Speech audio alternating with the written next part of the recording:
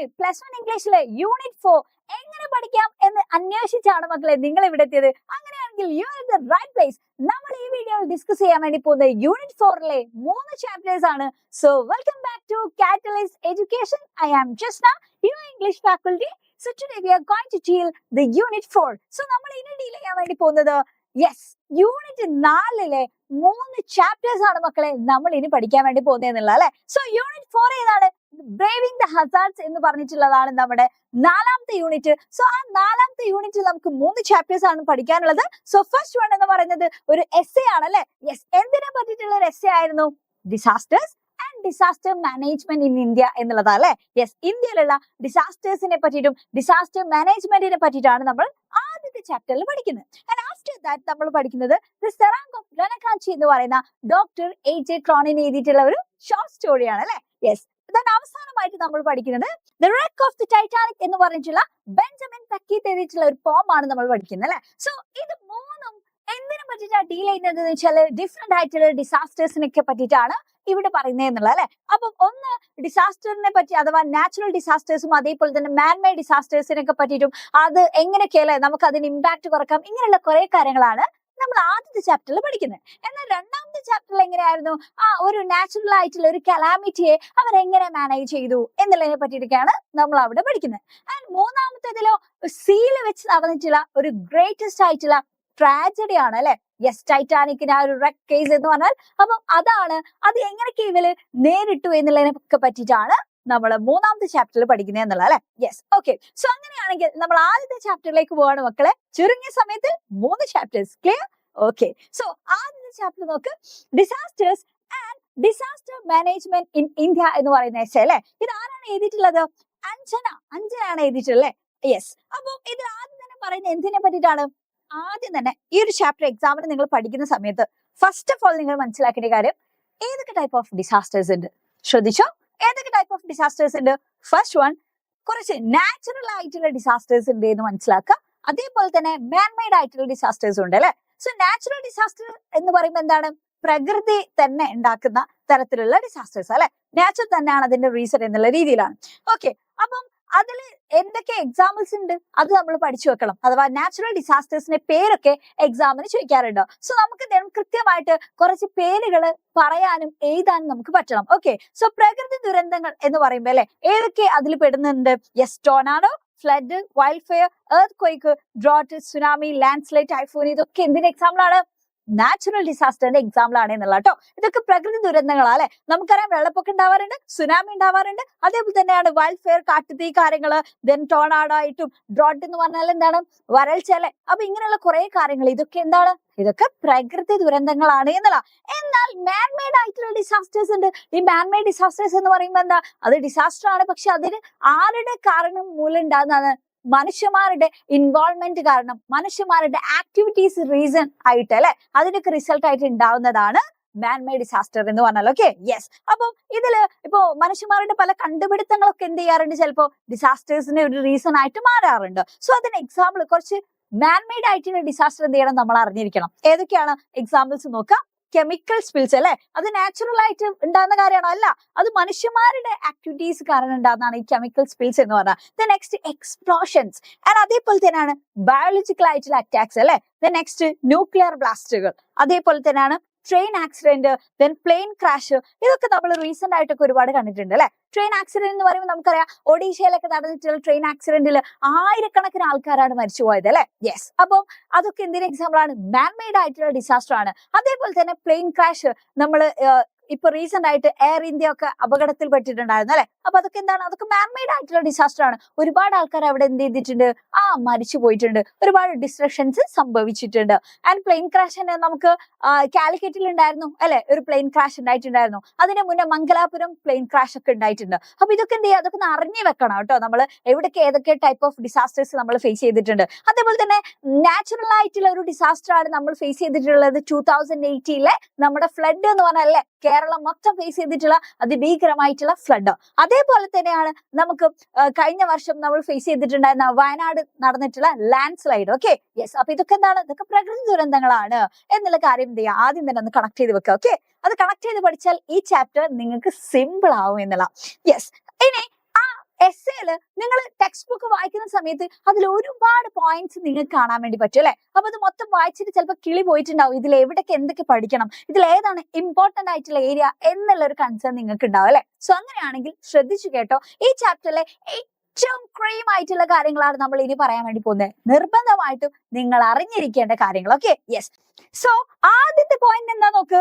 Human beings have experience different kinds of disasters from time long past. അഥവാ ഒരുപാട് വർഷങ്ങൾക്ക് മുന്നേ തന്നെ മനുഷ്യന്മാർ എന്ത് ചെയ്യുന്നുണ്ട്, പലതരത്തിലുള്ള പല കൈൻഡ് ഓഫ് ഡിസാസ്റ്റേഴ്സ് നമ്മൾ ഫേസ് ചെയ്യുന്നുണ്ട്. But in the present times the frequency and intensity have increased. പക്ഷെ ഇന്നത്തെ കാലഘട്ടത്തിൽ ഇന്ന് അതിനുള്ള മാറ്റം എന്താ ഉണ്ടായിട്ടുള്ളത്? അതായത് ആദ്യം നമ്മൾ ഡിസാസ്റ്റേഴ്സ് എന്ത് ചെയ്യുന്നുണ്ട്, ഫേസ് ചെയ്യുന്നുണ്ട്. ഇന്നും ഡിസാസ്റ്റേഴ്സ് സംഭവിക്കുന്നുണ്ട്. പക്ഷെ ഇന്ന് വന്നിട്ടുള്ള ഒരു മാറ്റം എന്താണെന്ന് വെച്ചാൽ അതിന്റെ ഫ്രീക്വൻസിയും അതിന്റെ ഇന്റൻസിറ്റി ഒക്കെ എന്ത് ചെയ്ത് ഒന്നും കൂടി എന്നുള്ള അല്ലെ. ആദ്യത്തെ ഡിസാസ്റ്റേഴ്സ് പോലെയല്ല, ഇന്ന് അതിന്റെ ഇമ്പാക്ട് ഒക്കെ ഒന്നും കൂടി കൂടുതലാണ്, അതിന്റെ തോത് വളരെ കൂടുതലാണ് എന്നുള്ള.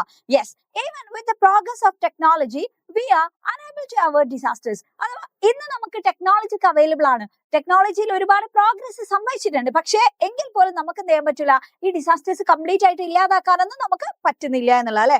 പക്ഷേ better preparedness is the only way to reduce the impact of disasters. പക്ഷെ നമുക്ക് എന്ത് ചെയ്യാൻ പറ്റും, ബെറ്റർ ആയിട്ടുള്ള പ്രിപ്പയർനെസ് എന്നുള്ളതാണ് ഈ ഡിസാസ്റ്റേഴ്സിന്റെ ഇമ്പാക്ട് കുറക്കാനുള്ള ഒരേ ഒരു വേ എന്ന് പറഞ്ഞാൽ അല്ലെ. ബെറ്റർ ആയിട്ട് പ്രിപ്പയർഡ് ആയിട്ട് ഇരിക്കുക, ഇങ്ങനെയുള്ള ഡിസാസ്റ്റേഴ്സിന്റെ സമയത്ത് അതിന് വേണ്ട കാര്യങ്ങൾ ചെയ്യുക എന്നുള്ളതാണ് the only way to reduce the impact of disasters. ആ ഡിസാസ്റ്ററിന്റെ ഇമ്പാക്ട് കുറക്കാനുള്ള ഒരേ ഒരു വഴി. Yes, so we need A disaster management policy and mechanism. അതിന് നമുക്ക് എന്ത് ആവശ്യമുണ്ട്, ഒരു പ്രോപ്പർ ആയിട്ടുള്ള ഡിസാസ്റ്റർ മാനേജ്മെന്റ് നമുക്ക് വേണം അല്ലെ. അതിന്റെ പോളിസി മെക്കാനിസം ഒക്കെ നല്ല രീതിയിൽ തന്നെ നടപ്പിലാക്കണം. India is highly prone to disasters due to geographical and geological reasons. So നമ്മൾ ജീവിക്കുന്നത് എവിടെയാണ്, ഇന്ത്യയിലാണ് അല്ലെ. സോ ഇന്ത്യയുടെ കേസ് എടുത്ത് നോക്കുകയാണെങ്കിൽ അതിന്റെ ജോഗ്രഫിക്കൽ ഫീച്ചേഴ്സ് എടുത്ത് നോക്കുകയാണെങ്കിൽ തന്നെ നമുക്ക് എന്ത് മനസ്സിലാക്കാം, യെസ്, അതിന്റെ ജോഗ്രഫിക്കൽ ആയിട്ടുള്ള ജിയോളജിക്കൽ ആയിട്ടുള്ള ഫീച്ചേഴ്സ് കാരണം different type of disasters India face ചെയ്യുന്നുണ്ട് എന്നുള്ള അല്ലെ. ഇന്ത്യക്ക് ഭീഷണി ഉണ്ട് എന്നുള്ളതാണ് ഇവിടെ പറയുന്നത്. കാരണം എന്താ, നോർത്ത് ഏരിയാസിലൊക്കെ നമുക്ക് ലാൻഡ് സ്ലൈഡ് അങ്ങനെയുള്ള കുറെ കാര്യങ്ങൾ കാണാം, ഫ്ലാഷ് ഫ്ലഡ് ഒക്കെ ഉണ്ട്. എന്നാൽ സദേൺ പാർട്ട് എന്ന് പറയുമ്പോൾ കേരള, തമിഴ്നാട്, കർണാടക എന്ന് പറയുന്ന ആ അടിഭാഗം അല്ലെ, യെസ്, സദേൺ പാർട്ടിൽ നമുക്ക് കാണാൻ പറ്റുന്ന വാട്ടർ റിലേറ്റഡ് ആയിട്ടുള്ള ഡിസാസ്റ്റേഴ്സ് ലൈക്ക് ഫ്ലഡ്, അതേപോലെ തന്നെ സൈക്ലോണ്, സുനാമി, ഇങ്ങനെയുള്ള കാര്യങ്ങളാണ് നമുക്ക് അവിടെ കാണാൻ വേണ്ടി പറ്റുന്നത് അല്ലെ. എന്നാൽ മിഡിൽ ആ ഒരു രാജസ്ഥാൻ ഏരിയയിലൊക്കെ എന്താണ്, അവിടെ ഡെസേർട്ട് ഏരിയാസ് ആണ്. സോ അവിടെ നമ്മൾ ഡ്രോട്ടും കാര്യങ്ങളൊക്കെ നമ്മൾ അവിടെ കാണുന്നുണ്ട് എന്നുള്ളത് അല്ലെ. അങ്ങനെ ഓരോ സംസ്ഥാനത്തിനും ഓരോ സ്റ്റേറ്റിനും ഡിഫറെന്റ് ആയിട്ടുള്ള ജോഗ്രഫിക്കൽ ആയിട്ടുള്ള ഫീച്ചേഴ്സ് ഒക്കെയാണ്. അതുകൊണ്ട് തന്നെ ഇന്ത്യയിൽ ഏകദേശം എല്ലാ ടൈപ്പ് ഓഫ് ഡിസാസ്റ്റേഴ്സും എന്ത് ചെയ്യുന്നുണ്ട്, നമ്മൾ ഫേസ് ചെയ്യുന്നുണ്ട്. The snow capped mountains and the high seismic zones of northern region അല്ലെ. നോർത്തിന്റെ പ്രത്യേകത പറയുന്നത് കേട്ടോ. ഇന്ത്യന്റെ നോർത്തില് അവിടെ എന്തൊക്കെ ഉണ്ടാവാറുള്ളത്, എന്തൊക്കെ ടൈപ്പ് ഓഫ് ഡിസാസ്റ്റേഴ്സ് ആണ് പഠിച്ചു വെച്ചു. എന്തൊക്കെ ടൈപ്പാണ് നമ്മൾ അറിഞ്ഞിരിക്കണം. നോർത്തിൽ ഉണ്ടാവാറുള്ളത് landslide, flash flood, earthquake, soil erosions, ഇതൊക്കെ എവിടെ കാണാം, ഇതൊക്കെ നോർത്തിൽ കാണാം അല്ലെ. എന്നാൽ വെസ്റ്റിൽ ഉണ്ടാവാറുള്ളത് ഡ്രോട്ട്സും അതേപോലെ തന്നെ വിൻഡ് ഇറോഷൻസ് ഒക്കെ അവിടെ കാണാം എന്നുള്ളതാണ്. ഓക്കെ, എന്നാൽ നമ്മുടെ സദേൺ പാർട്ട്, കേരള, തമിഴ്നാട്, കർണാടക എന്നൊക്കെ ഉള്ള അല്ലെ, ആ ഒരു ഭാഗത്ത് ഏറ്റവും കൂടുതൽ ഉണ്ടാവാറുള്ളത് എന്താ, നമുക്കറിയാം, കോസ്റ്റൽ ഏരിയാസ് ആണ്. അതുകൊണ്ട് തന്നെ സൈക്ലോൺസ്, ഫ്ലഡ്, സീ ഇറോഷൻസ് ഇതൊക്കെ സദേൺ പാർട്ടിലും കാണും. ഓക്കെ, എന്നാലും നോക്കാം, there are also some man-made tragedies. അപ്പം നമ്മൾ ഇപ്പൊ ഈ പറഞ്ഞത് ആരെ പറ്റിട്ടാ, നാച്ചുറൽ ആയിട്ടുള്ള ഡിസാസ്റ്റേഴ്സിനെ പറ്റിയിട്ടാണ്, ഇന്ത്യയിലുള്ള ഓരോ ഭാഗങ്ങളെ പറ്റിയിട്ട് അല്ലെ. എന്നാൽ ഇന്ത്യയില് മാൻമെയ്ഡ് ആയിട്ടുള്ള ഡിസാസ്റ്റേഴ്സ് നമ്മൾ കാണാറുണ്ട്. എന്തൊക്കെ ടൈപ്പ് ഓഫ് നമുക്ക് എക്സാമ്പിൾസ് പറയാം. യെസ്, ഭോപ്പാൽ ഗ്യാസ് ട്രാജഡി ഒരു മാൻമെയ്ഡ് ഡിസാസ്റ്റർ ആണ്. അതേപോലെ തന്നെ റോഡ് ആക്സിഡന്റ്സ് ഉണ്ടാവാറുണ്ട് അല്ലെ. അതേപോലെ റിയോട്ട്സും ഇതൊക്കെ എന്താണ്, മാൻമെയ്ഡ് ഡിസാസ്റ്റേഴ്സ് ആണ്. ദെൻ എക്സാമ്പിൾ ആയിട്ട് നമുക്ക് നേരത്തെ പറഞ്ഞിട്ടുണ്ടായിരുന്ന പ്ലെയിൻ ക്രാഷും അതേപോലെ തന്നെ ട്രെയിൻ ആക്സിഡന്റ്സ്, ഇതൊക്കെ നമുക്ക് അതിന്റെ ഒരു എക്സാമ്പിൾ ആയിട്ട് പറയാം. Okay, yes. എന്നാൽ ഇനി പറയാൻ വേണ്ടി പോകുന്ന കാര്യം, ഈ ഡിസാസ്റ്റേഴ്സിന് ഡയറക്റ്റ് ആയിട്ടുള്ള ഇമ്പാക്ട് എന്തൊക്കെയാണ്. ഒരു ഡിസാസ്റ്റർ സംഭവിച്ചാൽ എന്തൊക്കെയാ സംഭവിക്കും അല്ലെ, അവിടെ ഡാമേജ് ഉണ്ടാവും, ഒരുപാട് ഡിസ്ട്രക്ഷൻസ് സംഭവിക്കും, ഒരുപാട് ഡെത്ത് കേസസ് ഉണ്ടാവും, ഒരുപാട് ആൾക്കാർക്ക് ലോസ് ഓഫ് ലൈഫ് സംഭവിക്കും അല്ലെ. എന്നാൽ ഇതിന് ഇൻഡയറക്റ്റ് ആയിട്ടുള്ള ഇമ്പാക്ട് ഉണ്ട്, ഡയറക്റ്റ് ആയിട്ടുള്ള മാത്രമല്ല ഇൻഡയറക്റ്റ് ആയിട്ട് ഒരുപാട് ഇമ്പാക്റ്റുകൾ ഉണ്ടാകുന്നുണ്ട്. എങ്ങനെയൊക്കെ ബാധിക്കുന്നുണ്ട് ഇത് മനുഷ്യന്മാരെ? യെസ്, മനുഷ്യന്മാരെ അത് ലോസ് ഓഫ് ഇൻകം മനുഷ്യന്മാർക്ക് ഉണ്ടാക്കുന്നുണ്ട് അല്ലെ. യെസ്, അതായത് കുറെ ദിവസം ഇപ്പൊ ഒരു ഫ്ലഡ് ഉണ്ടായി, ഒരു 1 വീക്കിൽ ആ ഒരു ഏരിയയിൽ ഫ്ലഡ് ഉണ്ടായാൽ അവിടുത്തെ ആൾക്കാർക്ക് ജോലിക്ക് പോകാൻ വേണ്ടി പറ്റുമോ? ദിനം പ്രതി ഡെയിലി വേജിനൊക്കെ വർക്ക് ചെയ്യുന്ന ഒരുപാട് ആൾക്കാരുണ്ട്. അപ്പൊ ഒരു 7 days വർക്കിന് പോകാൻ പറ്റിയിട്ടില്ലെങ്കിൽ അവരുടെ ഇൻകം എന്ന് പറയുന്നത് എന്ത് ചെയ്യും, അത് ബാധിക്കും. അവർക്ക് ഭയങ്കര പോവർട്ടി ഉണ്ടാവും അല്ലെ, അവർക്ക് വേണ്ട രീതിയിലുള്ള ഫുഡും സാധനങ്ങളൊന്നും കിട്ടാതൊക്കെ വരും. അതേപോലെ തന്നെയാണ് മറ്റുള്ള ഡിസാസ്റ്റേഴ്സ് ഒക്കെ സംഭവിക്കുന്ന സമയത്ത്. ഓക്കെ, ദെൻ അതേപോലെ തന്നെ സൈക്കോളജിക്കൽ ട്രോമാസ് ഇതിന്റെ ഒരു ഇമ്പാക്ട് ആണ്. കാരണം എന്താ, അതായത് ഡയറക്റ്റ് ആയിട്ട് ഓക്കെ ഒരുപാട് ആൾക്കാർ മരിച്ചൊക്കെ പോകും. പക്ഷെ ഇനിയിപ്പോ ആ ഒരാള് മരിച്ചിട്ടില്ല, ഇപ്പൊ ഒരു ഫാമിലിയിലെ 4 ആൾക്കാർ മരിച്ചു, അത് അതിന്റെ ഡയറക്റ്റ് ആയിട്ടുള്ള ഇമ്പാക്റ്റാ. പക്ഷെ മറ്റേ ആളെ അത് എങ്ങനെ ബാധിക്കും? ഒരേ ഒരാള് ബാക്കി ഉണ്ടെന്നുണ്ടെങ്കിൽ ആ ആൾക്ക് വലിയ രീതിയിലുള്ള ഒരു സൈക്കോളജിക്കൽ ട്രോമാസ് ഉണ്ടാവും അല്ലെ. ഉറ്റവരൊക്കെ നഷ്ടപ്പെടുന്ന ഒരുപാട് ഡിസാസ്റ്റേഴ്സ് ഉണ്ടാകുന്നുണ്ട്. അതായത് ഒരാള് മാത്രം ചിലപ്പോൾ എന്ത് ചെയ്യും സേഫ്, അല്ലെങ്കിൽ മറ്റൊരാള് നഷ്ടപ്പെടും. അപ്പൊ അങ്ങനെയൊക്കെ ആകുമ്പോൾ ഇതെന്ത് ചെയ്യും, ഡയറക്റ്റ് ആയിട്ട് ആ ആൾക്കാർ മരിച്ചിട്ടില്ലെങ്കിൽ പോലും ആ ആള് ബന്ധപ്പെട്ടിട്ടുള്ള മറ്റാൾക്കാരൊക്കെ മരിക്കുമ്പോൾ അല്ലെങ്കിൽ എന്തെങ്കിലുമൊക്കെ സംഭവങ്ങൾ സംഭവിക്കുമ്പോൾ അത് അവർക്ക് വലിയ രീതിയിലുള്ള ഒരു സൈക്കോളജിക്കൽ ട്രോമ അതെന്ത് ചെയ്യുന്നുണ്ട്, അത് ഉണ്ടാക്കുന്നുണ്ട് എന്നുള്ള. അതേപോലെ തന്നെ ഇനിയിപ്പോ മരിക്കണം എന്നില്ലല്ലോ, മറ്റെന്തെങ്കിലും ഡിസ്ട്രക്ഷൻസ് സംഭവിച്ചു, അവരുടെ ലൈഫ് സ്റ്റൈൽ മാറി, ലൈഫ് സ്റ്റൈൽ ഒക്കെ മാറുന്ന സമയത്ത് തന്നെ ചില ആൾക്കാർക്ക് അത് വലിയ രീതിയിൽ ഒരു സൈക്കോളജിക്കൽ ആയിട്ടുള്ള ട്രോമാസ് ഒക്കെ ഉണ്ടാക്കാറുണ്ട്. Okay, yes. നെക്സ്റ്റ് പറയുന്നത് എന്താണ്, the poor quality of life are also considerable. അവരുടെ ലൈഫ് സ്റ്റൈലും അവരുടെ ഒരു ക്വാളിറ്റി ഓഫ് ലൈഫ് ഒക്കെ എന്ത് ചെയ്യും, ഈ ഡിസാസ്റ്റേഴ്സിന്റെ ഒരു ഇൻഡയറക്റ്റ് ആയിട്ടുള്ള ഇമ്പാക്ട് ആണ് കേട്ടോ. അതൊക്കെ ചേഞ്ച് ആവാറുണ്ട് എന്നുള്ളതാണ്. അവരുടെ ലൈഫിന്റെ അല്ലെ ഒരു ക്വാളിറ്റി ഓഫ് ലൈഫ് ഒക്കെ എന്തെങ്കിലും ഭയങ്കര പൂർ ആയിട്ട് മാറാറുണ്ട്. ദെൻ അതേപോലെ in some disasters it is the building structure which becomes the cause of destruction and death. ചില ഡിസാസ്റ്റേഴ്സിന്റെ കേസ് എടുത്ത് നോക്കുകയാണെങ്കിൽ അതിന്റെ മെയിൻ റീസൺ എന്ന് പറയുന്നത് എന്തായിരിക്കും, അതിന്റെ ബിൽഡിംഗ് സ്ട്രക്ചർ ഒക്കെ ആയിരിക്കും. അതായത് ഒരു എർത്ത്ക്വേക്ക് പ്രോൺ ആയിട്ടുള്ള ഒരു ഏരിയ എന്ന് വിചാരിച്ചോ, അവിടെ വളരെ ഹൈ ക്വാളിറ്റി മെറ്റീരിയൽസ് യൂസ് ചെയ്തിട്ട് വേണം നമ്മൾ എന്ത് ചെയ്യാൻ, ആ ഒരു ബിൽഡിംഗ് അവിടെ നമ്മൾ കൺസ്ട്രക്ട് ചെയ്യാൻ അല്ലെ. അപ്പം അതിന് വളരെ ലോ ക്വാളിറ്റി ആയിട്ടുള്ള മെറ്റീരിയൽസ് യൂസ് ചെയ്തിട്ടൊക്കെ ബിൽഡിങ്സ് ഉണ്ടാക്കുന്ന സമയത്ത് ജസ്റ്റ് ഒരു വിൻഡ് അടുത്തു കൂടെ പോകുന്ന സമയത്ത്, അല്ലെങ്കിൽ ജസ്റ്റ് ഇപ്പൊ ഒരു എർത്ത്ക്വേക്കിന്റെ അല്ലെ ചെറിയൊരു ചലനം ഉണ്ടാകുമ്പോൾ ചിലപ്പോൾ എന്ത് ചെയ്യും, അത് വലിയ രീതിയിലുള്ള ഡിസ്ട്രക്ഷൻ സംഭവിക്കും, അതിലുള്ള ഒരുപാട് ആൾക്കാർ മരിച്ചു പോയെന്നുള്ള. അപ്പൊ പലപ്പോഴും അങ്ങനെയുള്ള ആ ഒരു പൂർ ക്വാളിറ്റി ഓഫ് ബിൽഡിംഗ് ഒക്കെ എന്ത് ചെയ്യാറുണ്ട്, ഈ ഡിസാസ്റ്റേഴ്സിൽ ഡെത്ത് കേസസ് ഇൻക്രീസ് ചെയ്യാനുള്ള ഒരു റീസൺ ആയിട്ട് മാറാറുണ്ട്. ഓക്കെ, നെക്സ്റ്റ് എന്താ പറയുന്നത്, സോ അതുകൊണ്ട് തന്നെ it is important to make sure that laws are follow strictly. അപ്പൊ അതുകൊണ്ട് തന്നെ നിങ്ങൾ എന്ത് ചെയ്യണം, അതായത് നിയമങ്ങളൊക്കെ കറക്റ്റ് ആയിട്ട് തന്നെ ഫോളോ ചെയ്യുന്നുണ്ട് എന്നുള്ളത് ഉറപ്പുവരുത്തണം എന്നുള്ള അല്ലെ. Yes, good quality building materials should be used. നല്ല ക്വാളിറ്റി ഓഫ് മെറ്റീരിയൽ തന്നെ എന്ത് ചെയ്യണം, യൂസ് ചെയ്യണം എന്നുള്ളതാണ് ബിൽഡിങ്സ് ഒക്കെ കൺസ്ട്രക്ട് ചെയ്യാൻ വേണ്ടിയിട്ട്. ഓക്കെ, ദെൻ അതേപോലെ തന്നെ മാസ്റ്റർ പ്ലാൻ എന്ത് ചെയ്യണം, പ്രോപ്പർ ആയിട്ട് ഫോളോ ചെയ്യണം എന്നുള്ളതാണ്.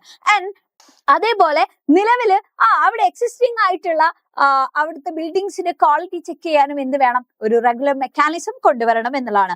ആൻഡ് പിന്നീട് പറയുന്നത് എന്താ, ഈ ഡിസാസ്റ്റേഴ്സിന്റെ ഒക്കെ സമയത്ത് എല്ലാ ആൾക്കാരും കൂടി ഭയങ്കര കോർഡിനേറ്റഡ് ആയിട്ട് ആയിരിക്കും ആക്ഷൻസും കാര്യങ്ങളൊക്കെ എടുക്കുക അല്ലെ. അതായത് അവിടുത്തെ ജസ്റ്റ് അതോറിറ്റി മാത്രമായിരിക്കില്ല അവിടുത്തെ ഹോസ്പിറ്റൽ ആൾക്കാർക്ക് അല്ലെ, ഹെൽത്ത് കെയർ ഫെസിലിറ്റീസ് ഒക്കെ പ്രൊവൈഡ് ചെയ്യുന്ന ആൾക്കാരുടെ സഹായം നമുക്ക് ആവശ്യമുണ്ട്, റെസ്ക്യൂ ഓപ്പറേഷൻസിന്റെ ആൾക്കാരെ നമുക്ക് ആവശ്യമുണ്ട്, പോലീസ് ഓഫീസേഴ്സിന് നമുക്ക് ആവശ്യമുണ്ട്. പിന്നെ അതേപോലെ തന്നെ അവിടുത്തെ ലോക്കൽ ആൾക്കാരുടെ ഇൻവോൾവ്മെന്റ് നമുക്ക് എന്താണ്, ഒരു നീഡാണ്. ഇങ്ങനെ ഒരുപാട് ആൾക്കാർ കണക്റ്റഡ് ആയിട്ടാണ് ഒരു ഡിസാസ്റ്റർ നടക്കുന്ന സമയത്തല്ലേ അവിടെ വർക്ക് ചെയ്യുന്നത് എന്നുള്ള. അപ്പൊ ആ കോർഡിനേറ്റഡ് ആയിട്ടുള്ള ആക്ഷൻ എന്ന് പറയുന്നത് എന്താണ്, വളരെ ഇമ്പോർട്ടന്റ് ആണ്. അപ്പൊ അത് നമ്മൾ എന്ത് ചെയ്യണം, യെസ്, എല്ലാ വിഭാഗത്തിൽ നിന്നുള്ള എല്ലാ ഡിപ്പാർട്ട്മെന്റിൽ നിന്നുള്ളതും അതേപോലെ തന്നെ അതോറിറ്റീസ് ഒക്കെ എന്ത് ചെയ്യണം, അത് എൻഷുർ ചെയ്യണം എന്നുള്ള അല്ലെ. ദെൻ സ്റ്റേറ്റ് ഗവൺമെന്റ് ഒരു സ്ഥലത്ത് ഒരു സ്റ്റേറ്റിൽ ഒരു ഡിസാസ്റ്റർ നടക്കുന്ന സമയത്ത് അതിന്റെ മേജർ ആയിട്ടുള്ള റെസ്പോൺസിബിലിറ്റി എന്ന് പറഞ്ഞാൽ അല്ലെങ്കിൽ ഏറ്റവും കൂടുതൽ കാര്യങ്ങൾ ചെയ്യാൻ ആരായിരിക്കും, സ്റ്റേറ്റ് ഗവൺമെന്റ് ആണ്. എന്നാൽ സംസ്ഥാന ഗവൺമെന്റിന് മാത്രമാണ് അവിടുത്തെ മേജർ റോൾ എന്ന് പറയുന്നത്.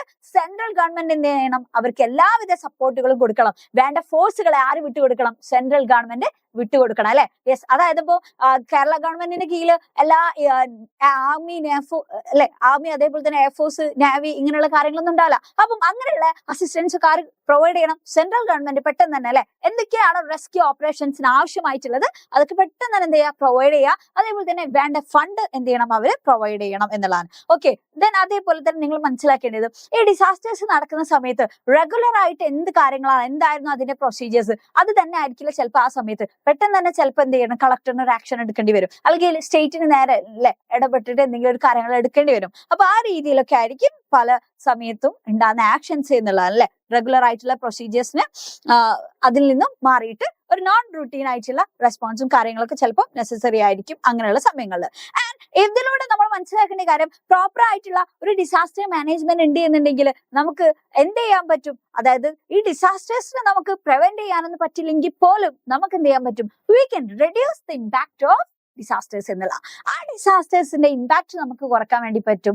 അതേപോലെ തന്നെ ഡെത്ത് കേസസ് നമുക്ക് കുറക്കാൻ വേണ്ടി പറ്റും. ഡിസ്ട്രക്ഷന്റെ കാര്യങ്ങളൊക്കെ എന്ത് ചെയ്യാൻ പറ്റും, നമുക്ക് മാനേജ് ചെയ്യാൻ വേണ്ടി പറ്റും എന്നുള്ളതാണ്. ഓക്കെ, അപ്പൊ അതിനൊക്കെ വേണ്ടിയിട്ടാണ് നമ്മൾ എന്ത് പഠിക്കുന്നത്, ഡിസാസ്റ്റർ മാനേജ്മെന്റിന്റെ ഇമ്പോർട്ടൻസ് ഒക്കെ നമ്മൾ പഠിക്കുന്നത് എന്നുള്ളത്. ഓക്കെ, അപ്പൊ ബെറ്റർ പ്രിപ്പയർനെസ് എന്നുള്ളതാണ് നമ്മുടെ ഏറ്റവും വലിയൊരു വേ എന്നുള്ളതൊക്കെ പറയുന്നുണ്ട്. ഓക്കെ, സോ ഈ ഒരു ചാപ്റ്റർ എക്സാമിന് നിങ്ങൾ പഠിക്കുമ്പോൾ അല്ലെങ്കിൽ എക്സാമിന് പോകുന്നതിന് മുന്നേ ഈ ചാപ്റ്റർ ബേസ് ചെയ്തിട്ട് നിങ്ങൾ നിർബന്ധമായിട്ടും അറിഞ്ഞിരിക്കേണ്ട കാര്യം, ഒന്ന് നാച്ചുറൽ ഡിസാസ്റ്റേഴ്സിന്റെ ലിസ്റ്റ് അല്ലെ, ഏതൊക്കെ ടൈപ്പ് ഉണ്ട് അതിന്റെ എക്സാമ്പിൾസ് ഒക്കെ. അതേപോലെ തന്നെ മാൻമെയ്ഡ് ഡിസാസ്റ്റേഴ്സ്, ഇന്ത്യയിൽ റീസെന്റ് ആയിട്ട് നടന്നിട്ടുള്ള മാൻമെയ്ഡ് ഡിസാസ്റ്റേഴ്സ്, ഇതിനൊക്കെ പറ്റിയിട്ട് നിങ്ങൾക്കൊരു ധാരണ വേണം. then അതേപോലെ തന്നെ എസ് എഴുതാൻ ചോദിക്കാറുണ്ട് ഇന്ത്യന്റെ ഡിസാസ്റ്റർ മാനേജ്മെന്റ് സിസ്റ്റത്തെ പറ്റിയിട്ടും, അതേപോലെ തന്നെ ഇന്ത്യയിലുള്ള ഡിഫറെന്റ് ടൈപ്പ് ഓഫ് ഡിസാസ്റ്റേഴ്സിനെ പറ്റിയിട്ടും എക്സാമിന് ചോദിക്കാറുണ്ട്. സോ നിങ്ങൾ എന്ത് ചെയ്യണം, അതിന്റെ കുറച്ച് പോയിന്റ്സ് പഠിച്ചു വെക്കണം. എസ് എ ഒക്കെ എഴുതുന്ന സമയത്ത് അല്ലെങ്കിൽ ആർട്ടിക്കിൾ റൈറ്റപ്പ് ഇങ്ങനെയുള്ള കാര്യങ്ങളൊക്കെ വരുന്ന സമയത്ത് നമുക്ക് എഴുതാൻ വേണ്ടി പറ്റണം.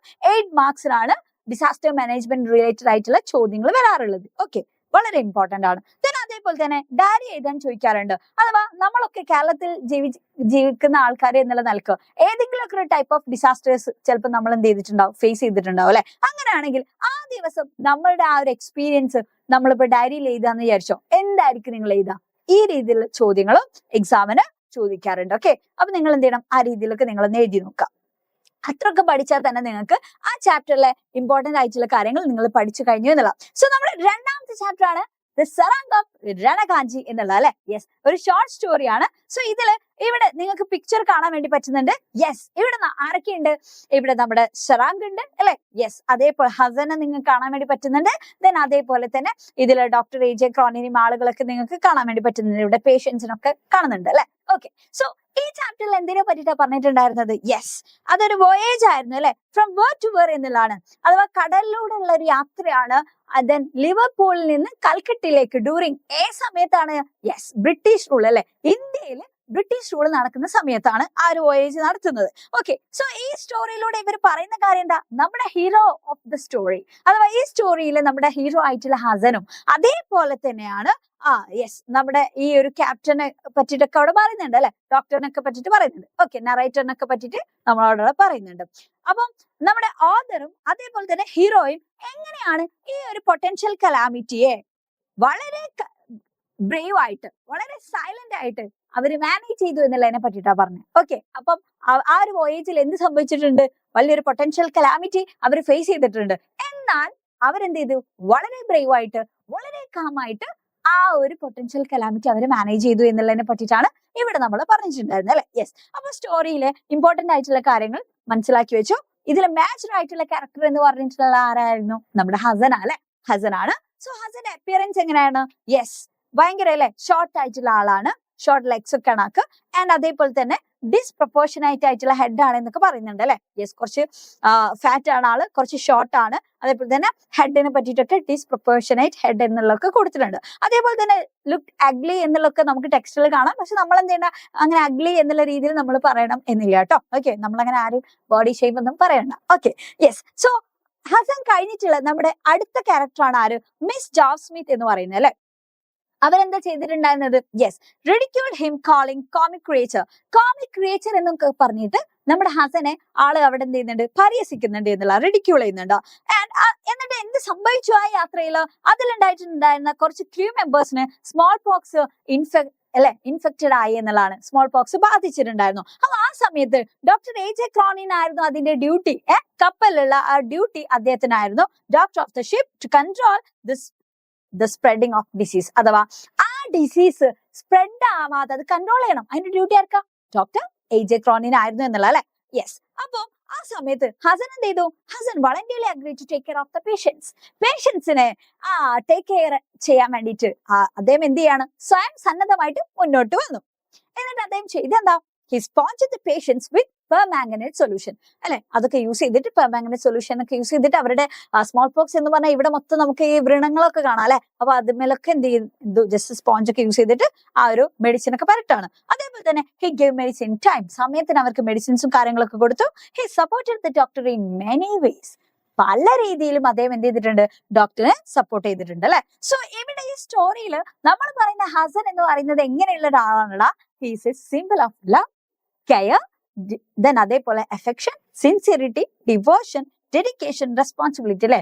സ്നേഹത്തിന്റെ, കരുതലിന്റെ, വാത്സല്യത്തിന്റെ, അതേപോലെ തന്നെ സിൻസിയറിറ്റി അല്ലെ, ആത്മാർത്ഥതയുടെയും ഭക്തിയുടെയും ഡെഡിക്കേഷന്, അർപ്പണത്തിന്റെയും ഉത്തരവാദിത്തത്തിന്റെയും ഒക്കെ ഒരു സിംബലാണ് നമ്മുടെ ഹസൻ എന്ന് പറയുന്നത്. ഓക്കെ, അപ്പൊ ഹസനെ പറ്റി ഒരു ഐഡിയ കിട്ടിയല്ലോ നിങ്ങൾക്ക്. ഹസൻ എന്ന് പറയുന്ന ക്യാരക്ടറിന്റെ ഒരു ഫിസിക്കൽ അപ്പിയറൻസ് എങ്ങനെയാന്നുള്ളതും ആളുടെ ഒരു ആറ്റിറ്റ്യൂഡ് ടുവേർഡ്സ് അതേഴ്സ് എങ്ങനെയാന്നുള്ളതൊക്കെ നമ്മൾ ഡിസ്കസ് ചെയ്തു. സോ ഹസനെ പറ്റിയിട്ടുള്ള ഒരു ക്യാരക്ടറിസ്റ്റിക് ചെയ്താൻ പറഞ്ഞാൽ ഇനി നിങ്ങൾക്ക് അത് സിമ്പിൾ ആവും അല്ലെ. അതേപോലെ തന്നെ ഈ ചാപ്റ്ററിന്റെ സമ്മറി നമ്മൾ ഡിസ്കസ് ചെയ്തു.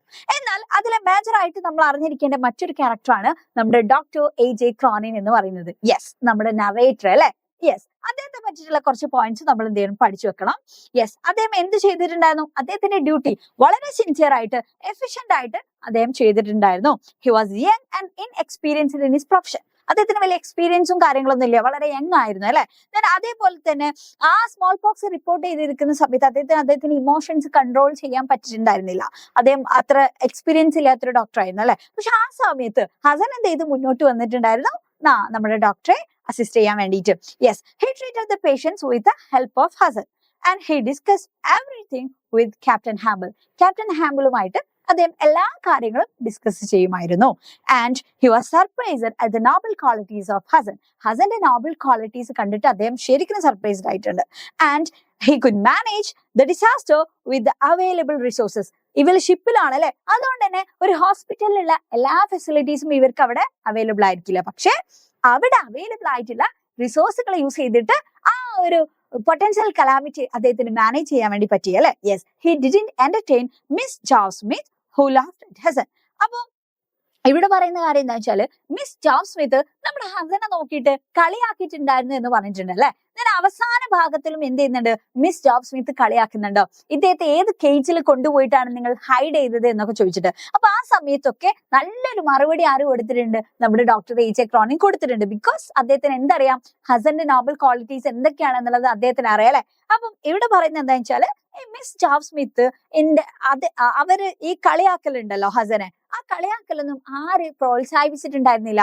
യെസ്, നമ്മുടെ ഡോക്ടർ എ.ജെ. ക്രോണിൻ എന്റർടൈൻ ചെയ്തിട്ടില്ല എന്നുള്ള. He was A good observer and a man of values അല്ലെ. അദ്ദേഹം നല്ലൊരു വാല്യൂസ് ഒക്കെ ഉള്ള ഒരു മനുഷ്യനാണ്. അതുകൊണ്ട് തന്നെയാണ് അദ്ദേഹത്തിന് ആ ഹസൻ അത്രയും കാര്യമായിട്ടുള്ളത് എന്നുള്ള. സോ ഈ ഒരു ചാപ്റ്ററിൽ എക്സാമിന് നിങ്ങൾ നിർബന്ധമായിട്ട് പഠിച്ചിരിക്കേണ്ട കാര്യമാണ് ഹസന്റെ ക്യാരക്ടർ സ്കെച്ച്, ഡോക്ടർ എ.ജെ. ക്രോണിന്റെ ക്യാരക്ടർ സ്കെച്ച്, ജോബ് സ്മിത്തിന്റെ ക്യാരക്ടർ സ്കെച്ച്. ഓക്കെ, അതേപോലെ തന്നെ കോൺവെർസേഷൻ ചോദിക്കാറുണ്ട്. ഹസന്റെയും അതേപോലെ തന്നെ ഡോക്ടർ എ.ജെ. ക്രോണിന്റെ ഇടയിലുള്ള സംഭാഷണമൊക്കെ ചോദിക്കാറുണ്ട്. അതേപോലെ തന്നെ സ്പീച്ച് ചോദിക്കാറുണ്ട്. സ്പീച്ച് എന്ന് പറയുമ്പോൾ ഇപ്പൊ ഹസന് ഒരു എന്ത് ചെയ്യാണ്, ഒരു റെക്കഗ്നീഷൻ കൊടുക്കുക അല്ലെ. അവര് ജസ്റ്റ് ഹോണർ ചെയ്യാണ്, അവർ അത്രയും നല്ല രീതിയിലുള്ള ഡെഡിക്കേഷനോട് കൂടിയിട്ട് അങ്ങനെ എന്ത് ചെയ്തിട്ടുണ്ട്, ആ ഒരു പൊട്ടൻഷ്യൽ കലാമിറ്റി അവര് മാനേജ് ചെയ്തു. സോ അദ്ദേഹത്തിന് ഒരു ആദരവ് അല്ലെ, ഒരു ചടങ്ങൊക്കെ കൊടുക്കുകയാണെന്നുണ്ടെങ്കിൽ ആ ചടങ്ങിൽ എങ്ങനെയായിരിക്കും ഹസൻ നടത്തുന്ന സ്പീച്ച്? അല്ലെങ്കിൽ ഹസന് ഒരു പ്രൊമോഷൻ കൊടുത്തു, ഹസന് എങ്ങനെ അവിടെ ആ ഒരു സ്പീച്ച് അവതരിപ്പിക്കുക അല്ലെ, ഹസന്റെ പ്രതികരണം എന്തായിരിക്കും? ഇങ്ങനെയൊക്കെ ചോദ്യങ്ങൾ വരാറുണ്ട്. ദെൻ ഫോർമൽ ലെറ്റർ ചോദിക്കാറുണ്ട് അല്ലെ. അതെങ്ങനെ ചോദിക്കാൻ സാധ്യത? അഥവാ ഈ ഹസന് പ്രൊമോഷൻ കൊടുക്കണമെന്ന് ഡോക്ടർ എ.ജെ. ക്രോണിന് അതോറിറ്റിനോട് ആവശ്യപ്പെട്ടുകൊണ്ടുള്ള ഒരു ഫോർമൽ ലെറ്റർ ഒക്കെ ചോദിക്കാൻ സാധ്യതയുണ്ട് കേട്ടോ. അപ്പൊ ആ രീതിയിൽ നിങ്ങൾ എന്ത് ചെയ്യണം, പ്രിപ്പയർ ചെയ്യാം. ഓക്കെ, സോ നമ്മുടെ മൂന്നാമത്തെ chapter the wreck of the Titanic എന്ന് പറയുന്നത് അല്ലെ. യെസ്, പോമാണ്. എന്തിനെ പറ്റിയിട്ടുള്ള പോമാണടാ? യെസ്, കടലിൽ വെച്ച് നടന്നിട്ടുള്ള ഒരു ഗ്രേറ്റസ്റ്റ് ആയിട്ടുള്ള ട്രാജഡിനെ പറ്റിയിട്ടാണ് ആ പോം അല്ലെ. യെസ്, അപ്പൊ അത് എന്നാണ് നടന്നിട്ടുണ്ടായിരുന്നത് അത് നമ്മൾ അറിയണല്ലോ. യെസ്, ഓൺ 14 ഏപ്രിൽ 1912 ആ ഒരു ട്രാജഡി നടന്നത്. ഏതാണ് ആ ഷിപ്പ് എന്ന് പറയുന്നത്? ടൈറ്റാനിക് ആണ്. അതിൽ ഏകദേശം അല്ലെ 2100 മേലെ പാസഞ്ചേഴ്സും ക്രൂ ഒക്കെ ഉണ്ടായിരുന്നു. എന്നിട്ട് എന്താ സംഭവിച്ചത്? അവരുടെ ടൈറ്റാനിക് എന്ന് പറയുന്ന ഷിപ്പ് എന്ത് ചെയ്തു? കൊളൈഡഡ് വിത്ത് ആൻ ഐസ്ബർഗ് അല്ലെ. ഐസ്ബർഗുമായിട്ട് അത് കൊളൈഡ് ചെയ്തു. എന്നിട്ടോ ആഴക്കടലിലേക്ക് അത് സാങ്ക് ചെയ്തു പോയി എന്നുള്ള അല്ലെ, അത് മുങ്ങിപ്പോയിട്ടുണ്ടായിരുന്നു അറ്റ്ലാന്റിക് ഓഷ്യനിലേക്ക് എന്നുള്ളതാണ്. അപ്പം ഈ ഒരു ട്രാജഡി ഇങ്ങനെ ഒരു പോമായിട്ട് നമ്മൾ പഠിക്കാൻ റീസൺ എന്താ? ആ ഒരു ട്രാജഡി ഫേസ് ചെയ്യുന്ന സമയത്ത് അതിനുള്ള നമ്മുടെ ക്യാപ്റ്റനും അതേപോലെ തന്നെ ക്രൂ മെമ്പേഴ്സും അവര് മുന്നോട്ട് വെച്ചിട്ടുള്ള അവരുടെ ഹീറോയിക് ആക്ട് അല്ലെ, അതാണ് അവരുടെ കറേജ്. ഇതിനൊക്കെയാണ് ഈ പോയത്തിലും കവി എന്ത് ചെയ്യുന്നത്, എക്സ്പോസ് ചെയ്യുന്നത് എന്നുള്ള. So theme of the poem എക്സാമിന് ചോദിക്കാറുണ്ട് കേട്ടോ. എന്താണ് ഇതിലെ തീം എന്ന് പറഞ്ഞാൽ? ബ്രേവറി ആണ് ഇതിലെ തീം എന്ന് പറയുന്നുണ്ട്. അതേപോലെ തന്നെയാണ് ആരുടെയൊക്കെ ബ്രേവറി ആണ് അവിടെ എടുത്തു കാണിക്കുന്നത്? നമ്മുടെ ക്യാപ്റ്റന്റെയും അതേപോലെ തന്നെ അതിലെ ക്രൂ മെമ്പേഴ്സിന്റെയും. Okay, yes. അപ്പൊ ആ ഷിപ്പ് അത്രയും സിങ്ക് ചെയ്തുകൊണ്ടിരിക്കുന്ന സമയത്തും അവർ മുന്നോട്ട് വെക്കുന്ന, അവർ ചെയ്യുന്ന ഹീറോയിക് ആക്ടിവിറ്റീസ്, അവരുടെ കറേജ്, ഇതിനൊക്കെയാണ് ഇവിടെ സെലിബ്രേറ്റ് ചെയ്യുന്നത്. Okay, yes. അപ്പോ ഓഥറിന്റെ പേര് നമ്മൾ എന്തായാലും അറിഞ്ഞിരിക്കണം. ഇതിൽ ഗ്രേറ്റസ്റ്റ് ട്രാജഡി ആണെന്ന് പറയുന്നുണ്ട്. ആൻഡ് ഇതിപ്പോ എന്താണ് എക്സ്പോസ് ചെയ്യുന്നത്? Noble acts of courage and heroism എന്നുള്ള അല്ലെ. യെസ്, ഇവിടെ ടൈറ്റാനിക്കിനെ കമ്പയർ ചെയ്യുന്നുണ്ട് എന്തായിട്ടാണ്? A poem of iron and steel എന്ന് പറഞ്ഞിട്ട് കമ്പയർ ചെയ്യുന്നുണ്ട് അല്ലെ. യെസ്, അപ്പൊ അത് എന്തിനുള്ള എക്സാമ്പിൾ ആണെടാ? മെറ്റോഫറിന് എക്സാമ്പിൾ ആണ് കേട്ടോ. Okay, yes. അതേപോലെ തന്നെ ഇവിടെ പറയുന്നുണ്ട് ട്രാവലേഴ്സിന് അത് വലിയ, അതായത് ഗ്രാൻഡ് ആയിട്ടുള്ള, ഭയങ്കര ബിഗ് ആയിട്ടുള്ള ഒരു ഷിപ്പായിരുന്നു. അതിന്റെ ആദ്യത്തെ വോയേജും ആണ് അല്ലെ. അതുകൊണ്ട് തന്നെ ആൾക്കാർക്ക് വളരെ സേഫ് ആയിട്ട്, വളരെ പ്രൗഡ് ഒക്കെ ആയിരുന്നു അവർക്ക് ഫീൽ ചെയ്തിട്ടുണ്ടായിരുന്നത്. നല്ല സേഫ്റ്റി ഉണ്ട്. ഒരിക്കലും അവർ എന്ത് എക്സ്പെക്ട് ചെയ്യുന്നില്ല, ഈ രീതിയിലുള്ള ഒരു ട്രാജഡി അവർ എക്സ്പെക്ട് ചെയ്യുന്നില്ല. പക്ഷേ it was strike and destroyed അല്ലെ. അത് ഇടിച്ചു, അത് നശിച്ചു എന്നുള്ളതാണ് പറയുന്നത്. പക്ഷേ ആ മുങ്ങിക്കൊണ്ടിരിക്കുന്ന കപ്പലിൽ ഒരുപാട് ഹീറോസ് ഉണ്ടായിരുന്നു. അതിലെ മെയിൻ ഹീറോ ആണ് നമ്മുടെ ക്യാപ്റ്റൻ. ക്യാപ്റ്റന്റെ പേരെന്താണ്? മാറിപ്പോയത് കേട്ടോ. ഒരുപാട് ക്യാപ്റ്റനെ നമ്മൾ പഠിച്ചിട്ടുണ്ട്. ക്യാപ്റ്റൻ ഹാമിലിനെ പറ്റി പറയുന്നുണ്ട്, ക്യാപ്റ്റൻ ജോവിസിനെ പറ്റി പറഞ്ഞിട്ടുണ്ട്. ഇവിടെ പറയുന്നത് ക്യാപ്റ്റൻ സ്മിത്തിനെ പറ്റിയിട്ടാണ് എന്നുള്ളതാണ്. He was very brave and determined, and the crew also proved their courage അല്ലെ. ക്രൂ മെമ്പേഴ്സും എന്ത് ചെയ്തിട്ടുണ്ട്? അവരുടെ ധൈര്യം അവിടെ പ്രൂവ് ചെയ്തിട്ടുണ്ട്. ആൻഡ് അതില് ബാൻഡ് ടീം ഉണ്ടായിരുന്നു അല്ലെ. ആ ഒരു ഷിപ്പിലെ ബാൻഡ് ടീം എന്താ ചെയ്തിട്ടുണ്ടായിരുന്നെ? ഷിപ്പ് സിങ്ക് ചെയ്തുകൊണ്ടിരിക്കുന്ന സമയത്ത് അവര് ഭയങ്കര പാനിക് ആയിട്ട് ഓടുന്നല്ല, അവര് എന്തായാലും മരിക്കാൻ പോവാണ്. അപ്പൊ അവരെന്ത് ചെയ്യുന്നുണ്ട്? ആ സമയത്ത് അവരുടെ ബാൻഡ് ഇങ്ങനെ പ്ലേ ചെയ്തുകൊണ്ടിരിക്കുന്നുണ്ട് എന്നുള്ളതാണ് കേട്ടോ. യെസ്, അവര് ആ ഒരു ബാൻഡ് പ്ലേ ചെയ്യായിരുന്നു. അപ്പം അതിനെയാണ് ശരിക്കും പോയിട്ട് ഇങ്ങനെ പറയുന്നുണ്ട്, awfully grand എന്ന് പറഞ്ഞിട്ട് എന്ത് ചെയ്യുന്നുണ്ട്? ഡിസ്ക്രൈബ് ചെയ്യുന്നുണ്ട് അല്ലെ. Yes, then the poem celebrates the courage of Smith and his team. ശരിക്കും ഈ പോം ഇവിടെ സെലിബ്രേറ്റ് ചെയ്യുന്നത് ആ സ്മിത്തിന്റെയും, ക്യാപ്റ്റൻ സ്മിത്തിന്റെയും അദ്ദേഹത്തിന്റെ ടീമിന്റെയും ആ ഒരു ധൈര്യമാണ്. പിന്നെ ഇവിടെ നമ്മൾ എന്തും കൂടി മനസ്സിലാക്കണം, അവർ ആർക്കായിരുന്നു ഇമ്പോർട്ടൻസ് കൊടുത്തിട്ടുണ്ടായിരുന്നത്? ശരിക്കും ചിൽഡ്രനും അതേപോലെ തന്നെ അല്ലെ വിമനൊക്കെയാണ് അവർ ഇമ്പോർട്ടൻസ് കൊടുത്തിട്ടുണ്ടായിരുന്നത്. അവരെന്ത് ചെയ്തു? ലൈഫ് ബോട്ടിൽ കയറ്റിയിട്ട് വേഗം അവരെ സേഫ് ആക്കി അല്ലെ. യെസ്, അവരെ സേഫ് ആക്കാനായിരുന്നു അവർ ഇമ്പോർട്ടൻസ് കൊടുത്തിട്ടുണ്ടായിരുന്നത് എന്നുള്ളതും കൂടി എന്ത് ചെയ്യണം? നമ്മൾ ഓർമ്മിച്ച് വെക്കണം. പിന്നെ എക്സാമിന് ഏറ്റവും കൂടുതൽ ചോദ്യം ചോദിക്കാം ഇതിലെ ഫിഗേഴ്സ് ഓഫ് സ്പീച്ച് ബേസ് ചെയ്തിട്ടാണ്. സോ ഇതിൽ മെറ്റഫർ ഉണ്ട്, അലിട്രേഷൻ ഉണ്ട്, ഇമേജറി നമുക്ക് കാണാൻ വേണ്ടി പറ്റും. അതിന്റെ എക്സാമ്പിൾ ആണ് A poem of iron and steel എന്ന് പറഞ്ഞാൽ എന്താ? ഡയറക്റ്റ് കമ്പാരിസൺ ആണ്, മെറ്റഫർ ആണ്. എ സീ ഡ്രീം എന്ന് പറയുന്നുണ്ട് ടൈറ്റാനിക്കിന്, അതും മെറ്റഫർ ആണ്. അനോമിനസ് ഫോം ഓഫ് ഗോസ്റ്റ്ലി വൈറ്റ് എന്ന് പറഞ്ഞിട്ടുണ്ട് അല്ലെ. ആ ഒരു ഐസ്ബർഗിനെ അങ്ങനെ പറയുന്നുണ്ട്, അതും എന്താണ്? മെറ്റഫർ ആണ്. ഇതിന് അലിട്രേഷൻ കാണാം, അഥവാ റിപ്പീറ്റേഷൻ ഓഫ് കോൺസണന്റ് സൗണ്ട് അല്ലെ. യെസ്, വേർഡ്സിന്റെ ബിഗിനിങ്ങിലൊക്കെ ആയിട്ട് കാണുന്നുണ്ട്. യെസ്, സദാംപ്ടൺ എന്ന് പറയുന്നുണ്ട്, ഷീ സ്വങ്, അതേപോലെ തന്നെ she strike with a shiver. അപ്പോ ഇവിടെ ഷീ എന്നുള്ളതും ഷിവർ എന്നുള്ളിടത്തൊക്കെ ഷീ സൗണ്ട് റിപ്പീറ്റഡ് അല്ലെ. അതേപോലെ തന്നെ സ്ട്രക്ക് എന്ന് കാണാം, സ്റ്റെം ടു സ്റ്റേൺ, ഇതൊക്കെ എന്താണ്? സൗണ്ട് റിപ്പീറ്റഡ് ആണ്. സോ അതൊക്കെ എന്താണ്? Alliteration. B British, B sound repetition. Sang from sight, അതേപോലെ തന്നെ അല്ലെ. സ്റ്റോറി, ഷോൾ, സൗണ്ട്, സബ്ലീം എന്നുള്ളിടത്തൊക്കെ നിങ്ങൾക്ക് എന്ത് കാണാം? അലിട്രേഷൻ കാണാം. ഇനി ഇമേജറീസും യൂസ് ചെയ്തിട്ടുണ്ട്, അതായത് നമുക്ക് സെൻസ് ചെയ്യാൻ പറ്റുന്ന രീതിയിലുള്ള കാര്യങ്ങൾ അല്ലെ. The largest and grandest of all ship എന്ന് പറയുമ്പോൾ എന്താ? വിഷ്വൽ ആയിട്ടുള്ള ഇമേജറിയാ. ആ ഒരു ഷിപ്പിന്റെ ആ ഒരു അല്ലെ നമുക്ക് കാണാൻ പറ്റുന്ന കാര്യത്തെ പറ്റിയിട്ടാണ് പോയിട്ട് ഇവിടെ വർണ്ണിക്കുന്നത്. അതേപോലെ out of darkness, out of night എന്നൊക്കെ പറയുമ്പോൾ അതും വിഷ്വൽ ആയിട്ടുള്ള കാര്യമാണ് അല്ലെ. ഇരുട്ട്, രാത്രി എന്നൊക്കെ പറയുമ്പോൾ. അനോമിനസ് ഫോം ഓഫ് ഗോസ്റ്റ്ലി വൈറ്റ് എന്ന് പറഞ്ഞാൽ അതും എന്താണ്?